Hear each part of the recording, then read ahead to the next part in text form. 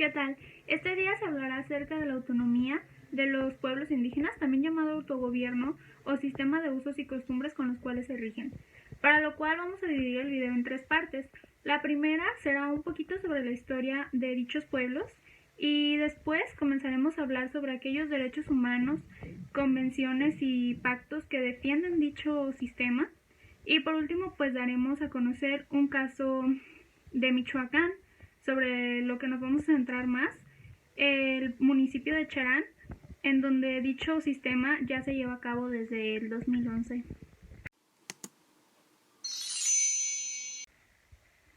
Y bueno, si de historia queremos hablar, no podemos dejar de mencionar que antes se creía que el indígena había sido inventado para someterle y explotarle junto con sus pueblos originarios, es decir, los pueblos indígenas.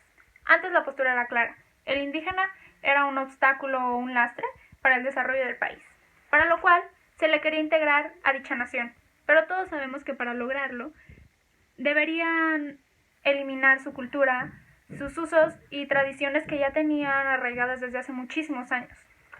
En el caso particular de Michoacán, sabemos que la mayoría de indígenas que radican aquí son purépechas. Para hablar de purépechas, vamos a hablar de autonomía total. Desde los antepasados, los purépechas ya eran muy independientes.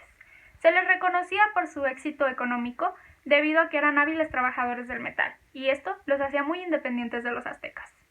También se les reconocía que tenían una lengua aislada. Todo esto ya los hacía tener una autonomía que no veo por qué ahora habría que quitárselas. Seguro ahora te estás preguntando, ¿por qué habría que darle autonomía a dichos pueblos? Te explico. Imaginemos un lugar donde conviven distintos grupos de personas y un día su vida cambia con la llegada de desconocidos. Estos desconocidos fijan fronteras que antes no existían y las llaman estados. Estos estados no necesariamente respetan la cultura y las tradiciones que tenían los pueblos, por lo cual los pueblos deben ser gobernados por sí mismos, ya que solamente ellos conocen el valor de sus costumbres y usos. Solamente ellos sabrán respetarlo porque aquello es lo que los identifica y lo que son. Como vemos, los pueblos indígenas han tenido que luchar muchísimo por su autonomía, y no solo por eso, sino también por ser reconocidos como parte del país. Creo que deberíamos darles la autonomía que merecen, la autodeterminación a la cual están acostumbrados, pero sobre todo a la cual tienen derecho.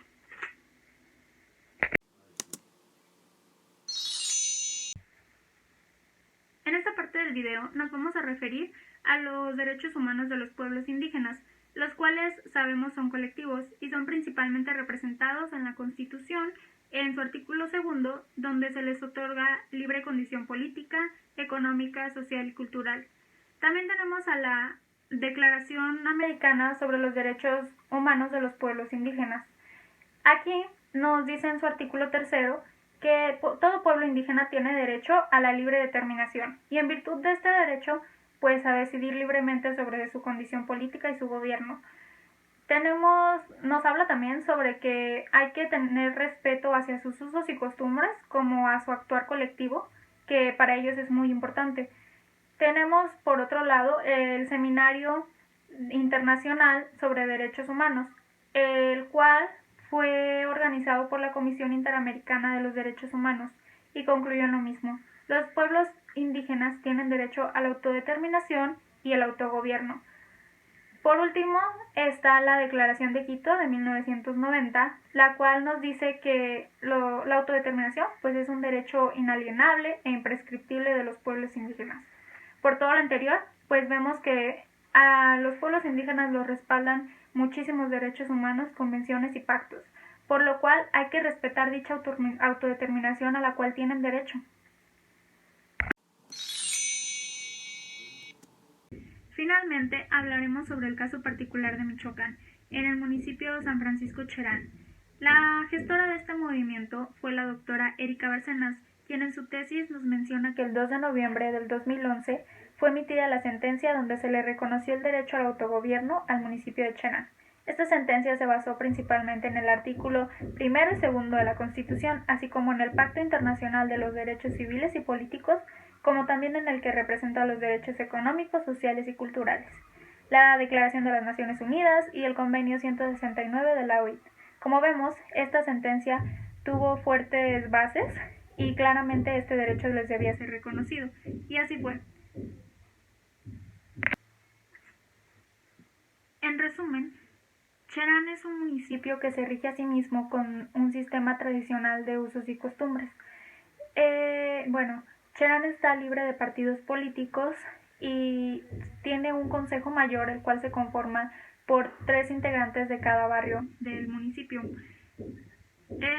Hay 100 voluntarios que son los que se encargan de las rondas comunitarias, es decir, de pasar por el pueblo y preguntar a la gente o verificar que todo esté bien. Tienen puntos de reunión llamados fogatas, en los cuales cada barrio se reúne y comparte y discute las necesidades que tiene el pueblo para que su representante pueda solucionarlas en conjunto de todo el consejo. La Suprema Corte de Justicia de la Nación les otorgó el derecho de encargarse de ciertos delitos que son menores. También cuenta con la aprobación del Tribunal Electoral, el cual dice que representan una democracia y participación ciudadana diferente a la del sistema tradicional, que es con partidos políticos.